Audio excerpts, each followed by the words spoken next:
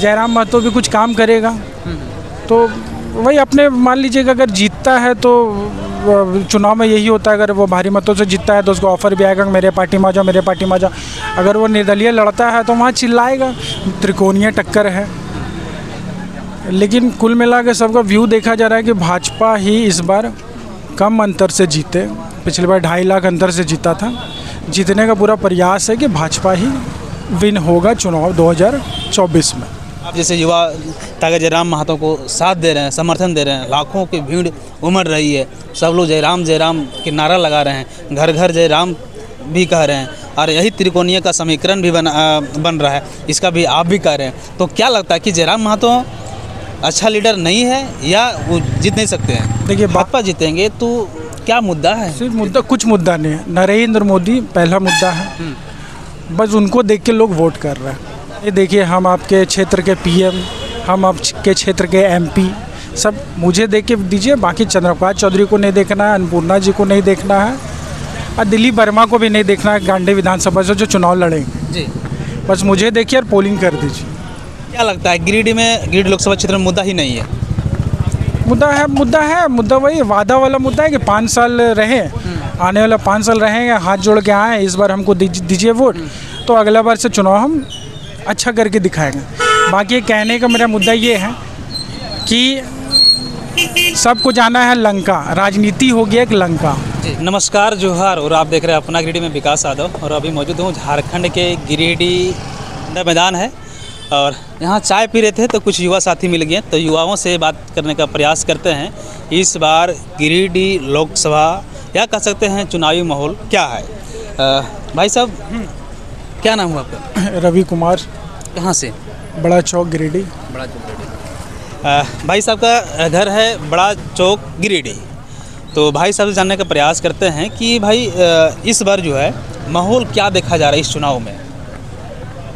माहौल तो देखिए, भाजपा का गढ़ रह चुका है हमेशा भी, भाजपा का बीजेपी गिरिडीह। लेकिन यहाँ चुनाव 3 लोग में हो रहा है, झारखंड मुक्ति मोर्चा मथुरा प्रसाद महतो, भाजपा विद एनडीए से आजसू से चंद्रप्रकाश चौधरी, और एक निर्दलीय खड़े हैं JBKSS के जयराम महतो।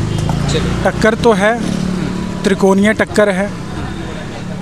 लेकिन कुल मिला के सबका व्यू देखा जा रहा है कि भाजपा ही इस बार कम अंतर से जीते। पिछली बार 2.5 लाख अंतर से जीता था।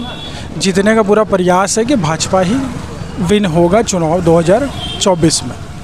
चलिए, इनका कहना है कि भाजपा ही विन होंगे, भले पिछले साल जो वोट से जीते थे उसका कुछ अंतराल कम हो सकता है, लेकिन भाजपा जीतेंगे। लेकिन यह भी साथ में कह रहे हैं कि त्रिकोणीय का मामला यहाँ देखा जा रहा है, तो आखिर भाजपा जीतेंगे तो क्या मुद्दा है? सिर्फ मुद्दा, कुछ मुद्दा नहीं है। नरेंद्र मोदी पहला मुद्दा है, बस उनको देख के लोग वोट कर रहे हैं।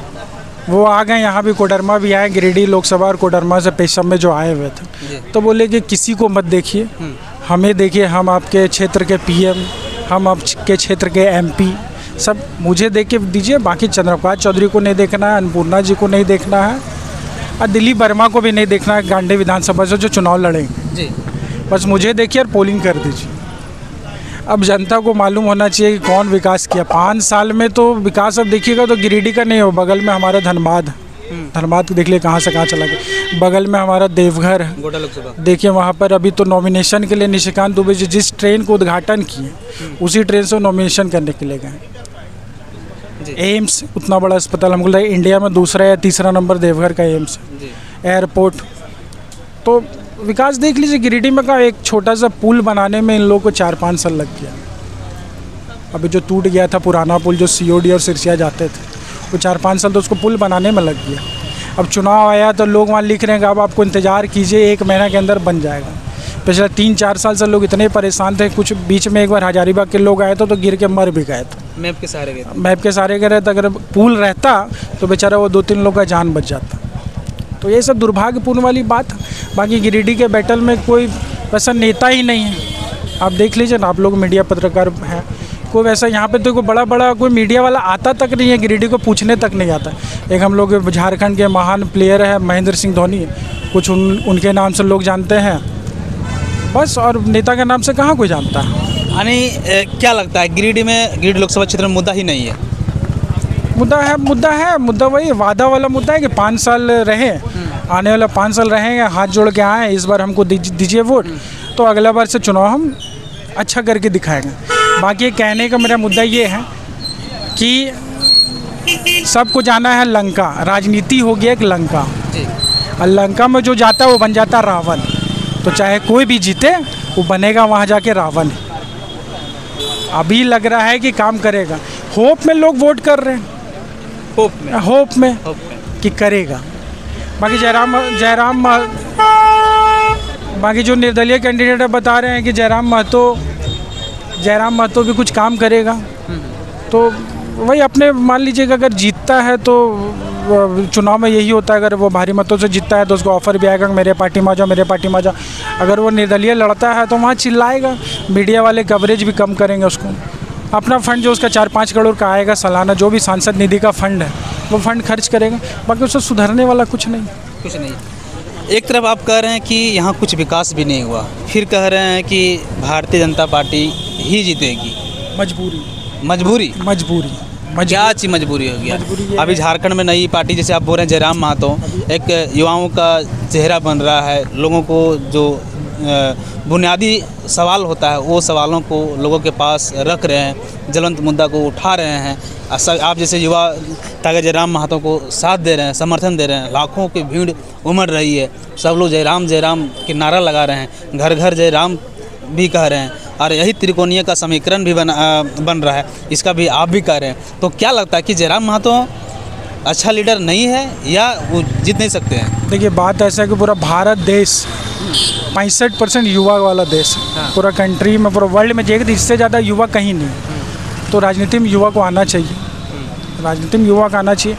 लेकिन मुद्दा कहाँ हो जाता है? मुद्दा हो जाता है कि आप अगर नेशनल लेवल पर जाइएगा तो भाजपा सिर्फ नेशनल लेवल, नरेंद्र मोदी और अमित शाह जो भी इर्द गिर्द घूमते हैं लोग, कुछ ऐसा काम कर दिए, ऐसा माइलस्टोन खड़ा कर दिए हैं कि आप अगर वोट देने पोल में जाइएगा तो वोट देने से पहले 10 बार सोचिएगा इनको देंगे तो ये भी 5 साल अपने में उलझ के कुछ काम होगा नहीं।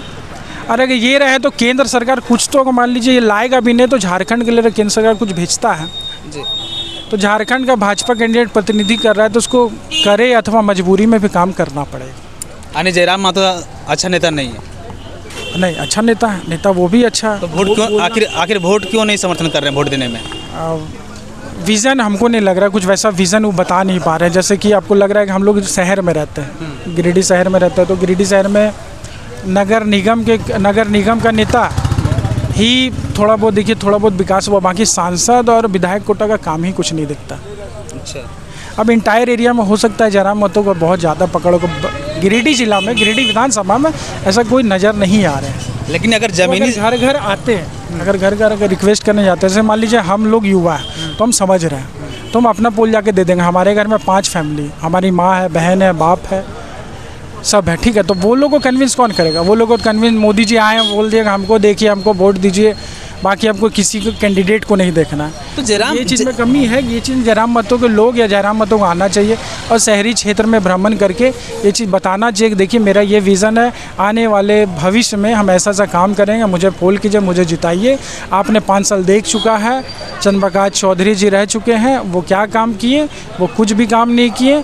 बाकी मुझे जिताइए तो हम भरोसा दिलाते हैं कि काम करेंगे। ये तो कह रहे हैं जयराम महतो कि जो भी आपकी जन सवाल हो गिरिडीह लोकसभा से, हम दिल्ली में आवाज़ उठाने का प्रयास करेंगे और उसे चाहेंगे कि इस क्षेत्र का विकास हो, रोज़गार हो, मिले।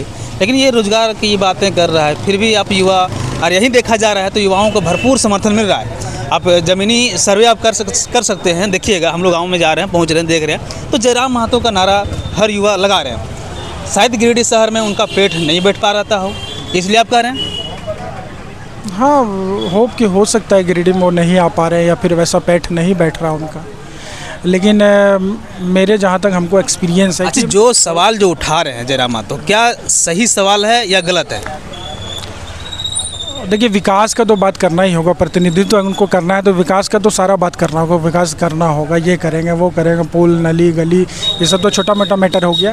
बाहर से हम ऐसा जब फंड लाएंगे, बड़ा कॉलेज बनवाएंगे, यूनिवर्सिटी बनाएंगे, अस्पताल बनाएंगे, लेकिन कुछ मुद्दा है जो नियोजन नीति और यहाँ पर वो जो 32 वाला खतियान वाला बात कर रहे हैं, तो मुझे नहीं लगता झारखंड मुक्ति मोर्चा रह के भी 1932 पास नहीं करवा पाए, तो आपको लगता है जयराम महतो का जीत जाता है तो 1932 पास करवा देंगे? अंतिम सवाल आपसे, त्रिकोणीय समीकरण बना हुआ है, सबसे बेस्ट कैंडिडेट आपको कौन लग रहा? हकीकत दिल से बताइएगा। देखिए, सबसे बेस्ट कैंडिडेट बोलिएगा तो फिर पोलिंग करना है सबको।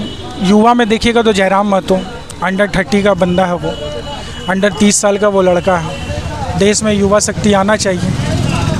बात करें अगर सब भूल के अगर बात करें तो नरेंद्र मोदी को अगर देखिएगा तो सिर्फ आग बंद करके यहाँ पे इतने पोलिंग होंगे कि आग बंद करके लोग नरेंद्र मोदी की जो पार्टी है एनडीए गठबंधन को, उसको जाकर पोल कर देंगे। तो हमने गिरिडीह के युवाओं से जानने का प्रयास किया, यह चाय पीते पीते, तो यहाँ देखा जा रहा है कि जो चेहरा है उससे वोट नहीं करना चाह रहे हैं, लेकिन जयराम महतो का इसका रुझान भी देखा जा रहा है। तो आप इसमें जो भी देख रहे हैं, आपकी राय जो भी हो कमेंट कर बताइएगा। फिर हम मिलेंगे अगले वीडियो में, तब तक जय हिंद।